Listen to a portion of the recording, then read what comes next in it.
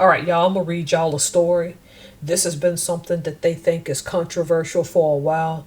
Leave in the comments if you think it's controversial to give your children gifts on days that gifts are called for.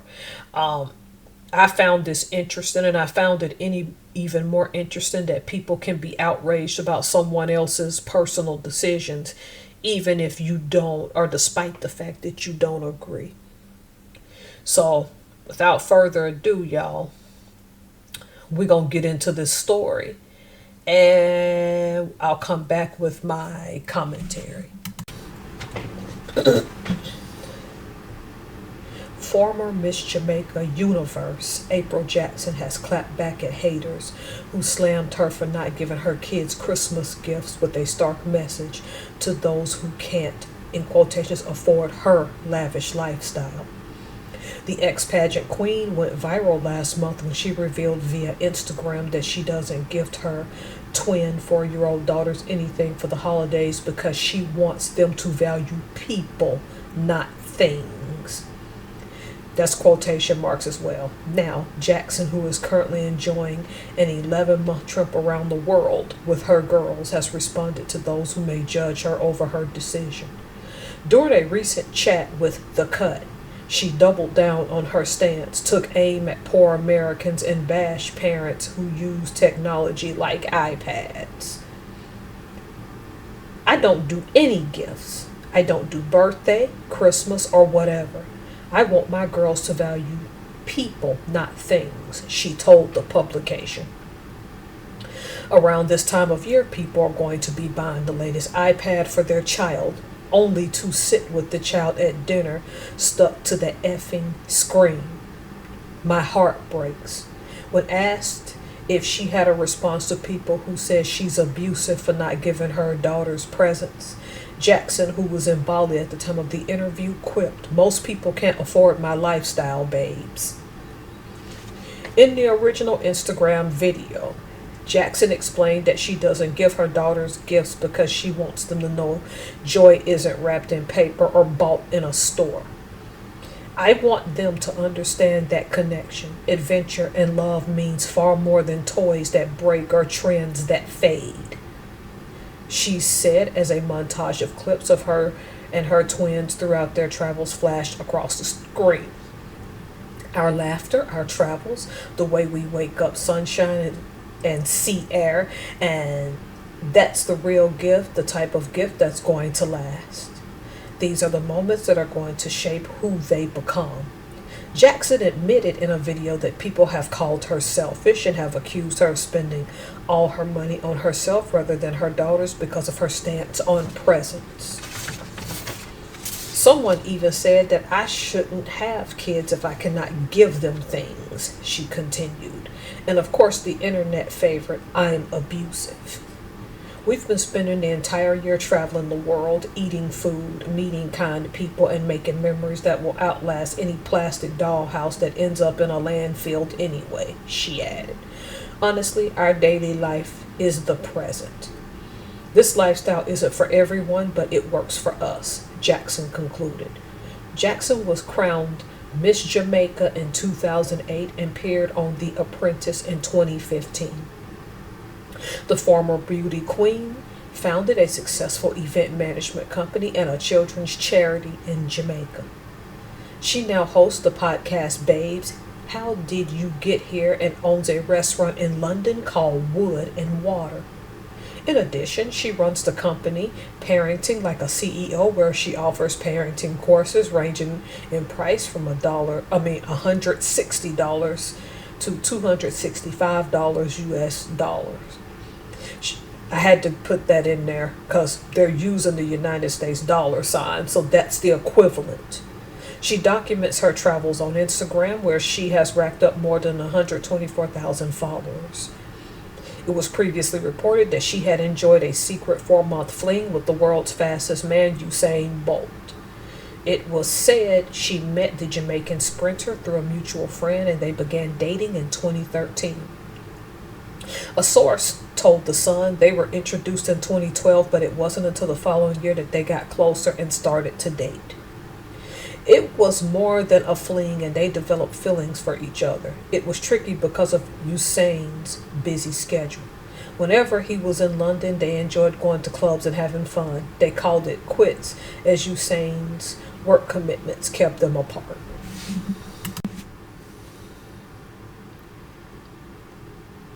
Before I give my analysis, I want to address two cons in this before I address a lot of pros. For the most part, I agree with her stance, and that's going to tick a lot of people off.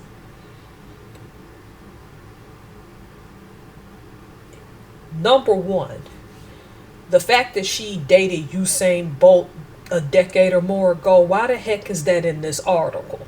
I read it in its entirety. See, the Daily Mail is random with that, bringing up stuff from decade or more ago. And don't get me wrong, American publications do it as well.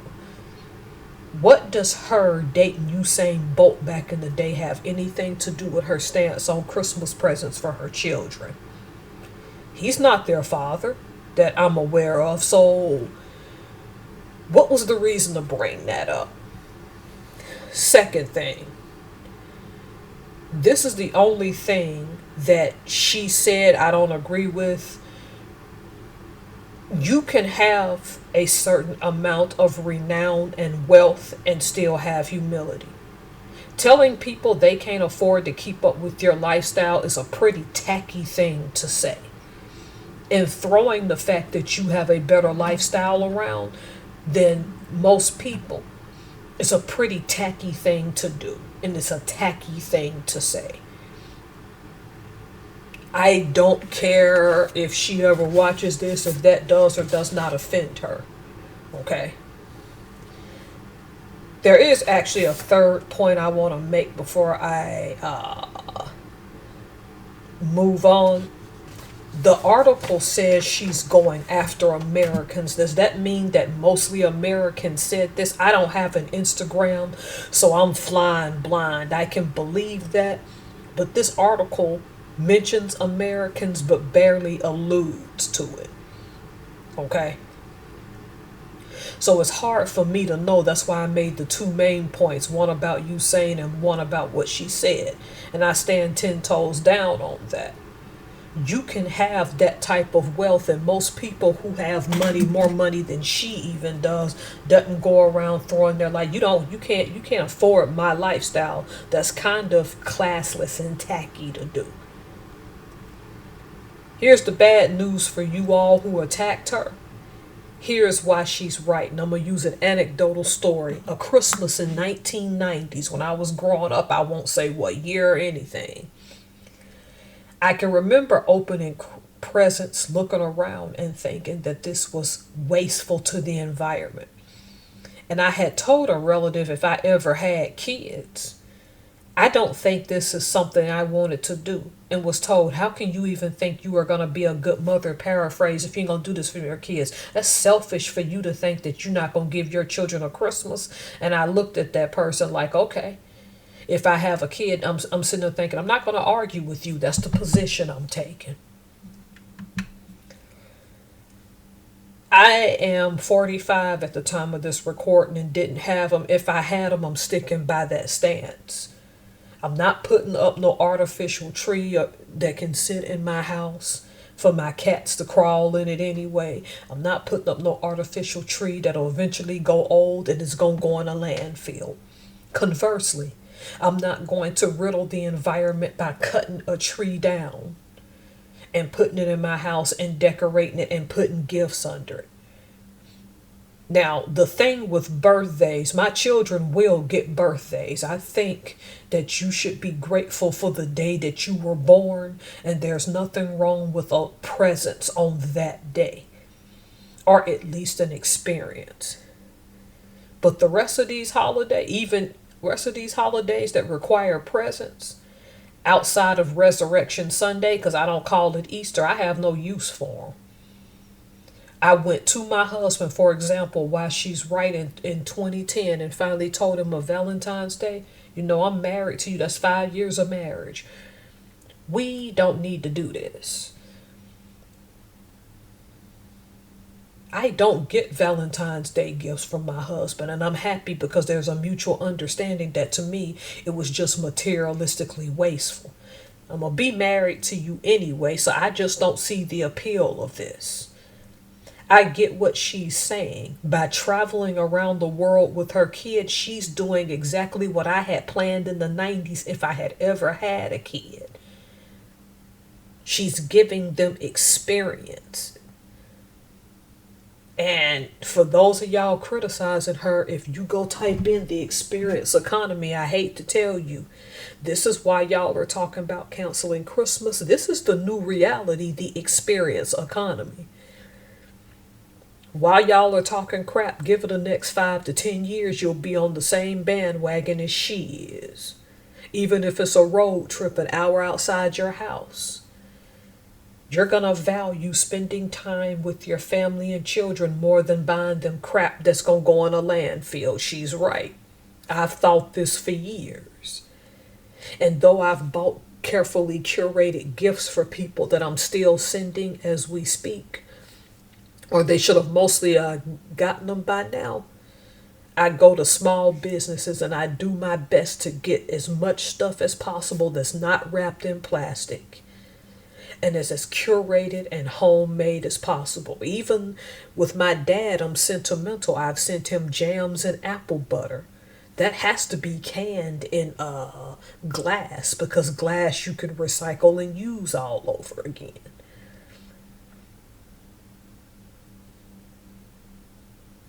And I don't care who this offends. She isn't wrong about that. If being materialistic works for you, that's you. Me and mine, if a kid ever came out, which I doubt at my age, as old as I am, we can take day trips to Portland. I can take them because Washington is an 8-hour flight from Tahiti.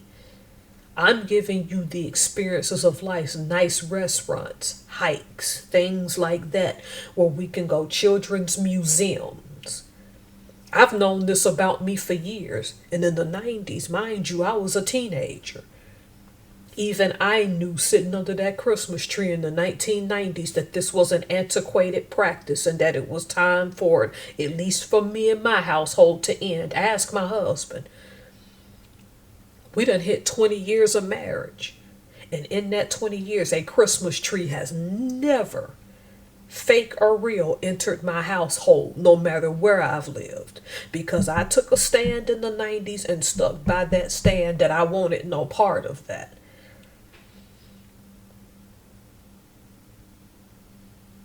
I value close relationships and sentiment. You know, you're a hypocrite. You've been buying your dad gifts and all these people. You didn't listen to a dang thing I said. I bought him carefully small, curated, sentimental things and sent him stuff like apple butter and jam that I made from scratch. I didn't go to some big box store and get some crap made from child labor.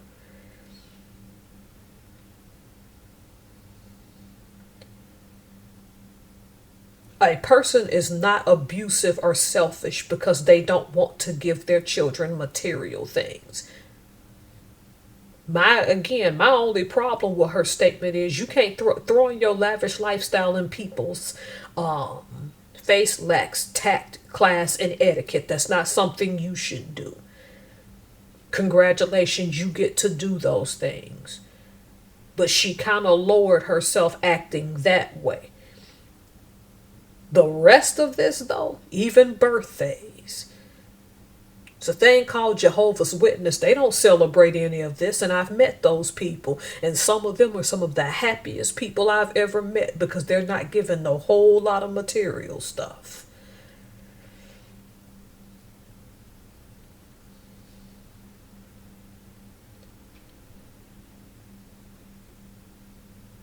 Again, it is my opinion that putting stuff up under a fake or real tree creates a lot of waste, and the whole practice is antiquated. And y'all know this sitting up here dealing with people who feel like they're obligated to get gifts out of you. It's absolutely ridiculous. And knowing the position she put herself in, it wouldn't shock me if she had relatives back home who seem to think that they owe her something. I'm willing to bet those two young, beautiful children are going to look back one day and say, my mom loved me enough to not play stupid games. And while, yes, you want to have your big tree with gifts, do that for yourself. Just don't get on this internet telling somebody that they're selfish because they'd rather give their children life experiences and to be out amongst people and to cherish the small, intimate group that they like rather than stuff. I fully understand this because I am this. All right. I know y'all are enjoying your holidays. That was my quick rant. I put the link to the story down the bottom. Please feel free to go read it, interpret it in your own way. All right. See y'all.